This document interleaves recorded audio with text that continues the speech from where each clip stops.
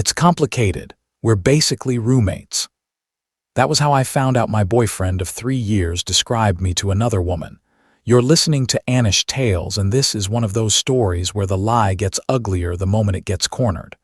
About 6 weeks before everything ended, he started acting off. Nothing dramatic at first. He got weird about his phone, stayed later at work, became slippery about plans.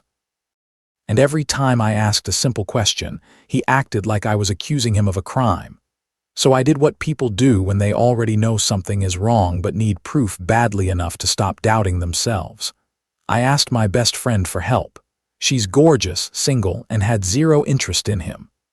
The plan was simple. He went to the same bar every Thursday with coworkers, so she'd show up, start talking to him, and see what he did. I'd listen through her phone from my car a couple blocks away. I was still hoping he'd pass. For the first few minutes it was harmless bar talk. Then I heard her laugh and ask if he came there often. He said, every Thursday. Better view now, though. My stomach dropped. Then he kept going. He complimented her eyes, her smile, her whole vibe. He asked about her interests like he was auditioning to become her next problem. After maybe 40 minutes, he went for her number. My friend asked the one question that mattered. Don't you have a girlfriend? And he said, it's complicated. We're basically roommates at this point. Not exes, not struggling, not on a break, roommates. Then he started talking about me like I was some burden he was about to put down. Said I was needy. Said the relationship was suffocating. Said he was planning to end it soon. That should have told him everything. I let it go on a little longer, mostly because at that point, I needed to hear how far he'd take it if no one stopped him. Far enough. My friend gave him a fake number and left. I went home before he did and sat there trying to act normal while my whole body felt hot. When he got back, he kissed me hello like he hadn't just been out shopping for my replacement. The next morning, I made coffee and asked, "Want to explain what happened last night?" He barely looked up. "What are you talking about?" "At the bar." Nothing happened. That was fast, no pause, no guilt, just a smooth little lie before breakfast, so I played the recording. It started with him saying the view was better now. Then the compliments, then the number request, then the roommate line. I watched the color drain out of his face. He stood up so fast his chair scraped the floor and said, "What is this?" I said, "This doesn't sound like nothing." He didn't apologize, not once. His first reaction was outrage. "You set me up. And you fell for it." Then he got louder, said it was entrapment. Said it didn't count because the situation was engineered, like he was on a bad cop show and I'd violated procedure. I told him I didn't force him to flirt. I didn't force him to ask for her number. I didn't force him to call me a roommate. Then he said the part that ended us for real. "If you weren't so insecure and controlling, I wouldn't have needed to look elsewhere. You made me do this." I actually laughed. Not because it was funny, because sometimes the audacity is so naked it stops being shocking and just becomes ridiculous. I said, "So this is my fault." He pointed at me and said I was psycho for testing him. Said if I'd trusted him, none of this would have happened. That was the moment the whole thing snapped into focus. He wasn't sorry. He was angry that I had evidence. That is not regret. That is panic. Then he made it worse. He said, "Maybe I should have cheated on you, at least then this crazy stunt would be justified." So I told him to get out. He refused, which was bold considering it was my apartment and only my name was on the lease. I called my brother. He showed up fast, took one look at my ex and just stood there with his arms crossed. My ex packed a bag real quick after that.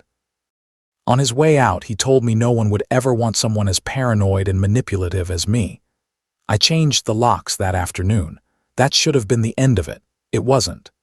For the next few days, he blew up my phone, not with apologies, with lectures. Apparently, I was the abusive one.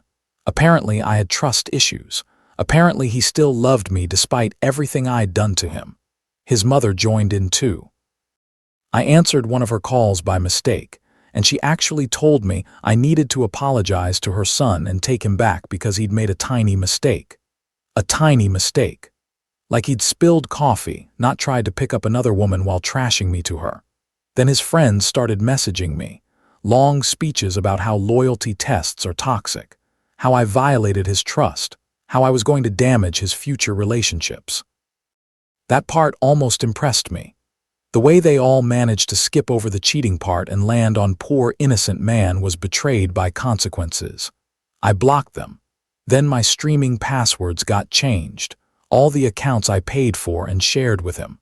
I recovered them, changed everything, and realized he wasn't done trying to get a reaction. He started texting from random numbers. One message called me a manipulative witch who couldn't keep a man. Another said he was willing to forgive me if I admitted I was wrong and went to couples therapy for my trust issues. Notice how accountability only appeared after the power shifted. I told him to lose that number too and blocked it. I was exhausted by then, but still mostly angry. Angry is useful. Angry keeps your spine straight. Then he crossed into something worse. One day my boss called me into her office and said my ex had contacted work to say I was having a mental health crisis and needed time off.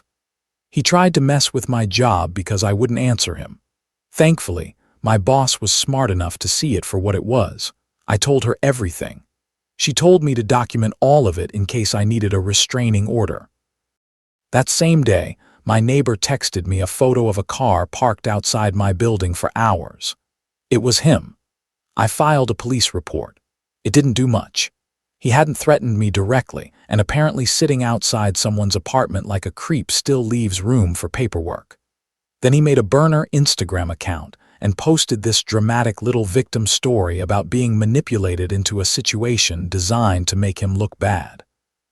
He didn't use my name, but anyone who knew us knew exactly who he meant. His friends filled the comments with support. She sounds crazy. You dodged a bullet. Loyalty tests are abuse. I didn't respond. Then he sent me Venmo requests. Not one. Several. He wanted to be reimbursed for dinners, concert tickets, groceries, gifts. Basically half of what he claimed he'd spent on me in the last few months. Like the breakup had turned into some kind of refund policy. I declined all of them. An hour later, he texted from a new number accusing me of stealing from him. That was when I stopped hoping he'd get embarrassed and disappear. I called a lawyer friend and asked what I could actually do. She said legal options were limited for the moment, but a cease and desist was a good start. So I paid to have one drafted and sent to both his place and his parents' house. Then I made one more call. I phoned the best friend who'd messaged me about toxic loyalty tests and left a voicemail saying that if he cared so much about the truth, I'd be happy to send over the recording of his buddy calling me a roommate while asking another woman for her number. I never planned to send it. I just wanted him to sit with it. I called his mother too and told her the truth one last time.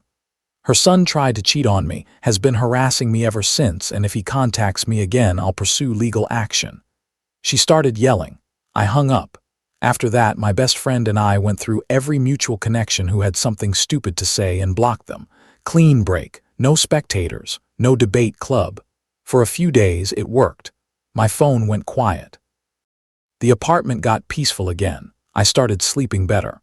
For the first time in weeks, I could hear myself think. Then he showed up at my gym, 6 in the morning, same treadmill facing the entrance, like he wanted me to walk in and see him waiting there. The second he noticed me, he hopped off and started toward me.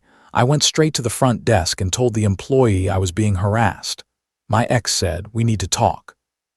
You can't ignore me forever." The employee, this huge guy named Travis, stepped between us and said, "Sir, she doesn't want to talk to you. You need to leave." My ex tried. "This is between me and my girlfriend." I said, "Ex."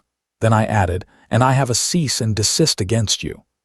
Travis told him he had 30 seconds to leave before he called the police, and then he actually started counting down. My ex left before Travis hit 15, but not before yelling across the gym, "You're going to regret this." That was enough for another police report. This time there was a witness, a pattern, actual documentation. An officer went to his apartment and gave him an official warning. That night I got a call from an unknown number and almost didn't answer. It was his dad. I'd met him maybe twice in 3 years. He told me he'd heard what was going on, and my ex's behavior was unacceptable. He apologized, said his mother had spent years enabling him, said showing up at my work and my gym was way over the line. It was the first honest thing anyone from that family had said to me. And then, just when I thought I'd finally seen the worst of it, a woman named Jessica messaged me on Facebook. She asked if I was the girl who used to date him. My whole body went cold. She told me she thought we might have been dating the same man. Turns out, while I was listening to that bar recording and wondering if he was about to cheat, he already was. Jessica had been seeing him for the last month of our relationship. Not the friend at the bar, a completely different woman he'd met through work. She had no idea I existed. When she started asking questions after their breakup, people mentioned our situation. She pressed him, and he admitted enough for the whole ugly shape of it to come out. He told her I was crazy, jealous, and basically already out of the picture. Same script, different audience. Jessica and I got on the phone and compared timelines. Work dinners were her. Late nights were her. The times he was too tired to see me were her too. The loyalty test didn't catch a guy thinking about cheating. It caught a guy already living two lives. That hurt more than the bar ever did. The flirting was one thing. Finding out he'd been actively cheating while coming home to me, kissing me hello, and telling me I was paranoid was something else. But it also ended every last ounce of doubt. I sent him one final text from a free number. "I know about Jessica. I know you were cheating. Do not contact me again." Then I blocked that number too. He tried to call over and over from different phones. I didn't answer once. A few days later, his best friend apologized. Apparently, my ex had finally admitted the full truth, and even his own people were done covering for him. The Instagram post disappeared. The Venmo requests vanished. His mother went quiet. The harassment stopped, and that was it. Not some dramatic reconciliation, not some perfect revenge speech, just silence. I started therapy, not because he was right about me, but because I didn't want to drag his damage into the rest of my life. I joined a new gym, rearranged my apartment, changed the energy of the place. Made it feel like mine again. Jessica and I got coffee once. My best friend kept checking in on me. My family never wavered. As for him, last I heard he was still telling people he was the victim of two crazy women conspiring against him. Fine. Let him keep performing for people who still want the show. I'm done auditioning for the role of understanding girlfriend in someone else's lie. The last image I really have of that relationship is simple.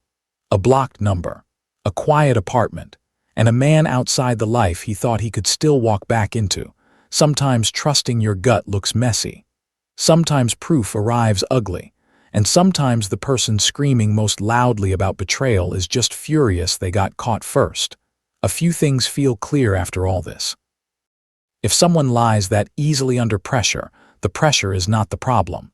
If they turn your boundaries into your crime, leave faster. And when someone gets exposed and immediately starts recruiting a defense team, they already know exactly what they did. So I want to ask you this. Was the loyalty test wrong, or did it just reveal the truth faster? And once someone calls you a roommate to another woman, is there really anything left to save?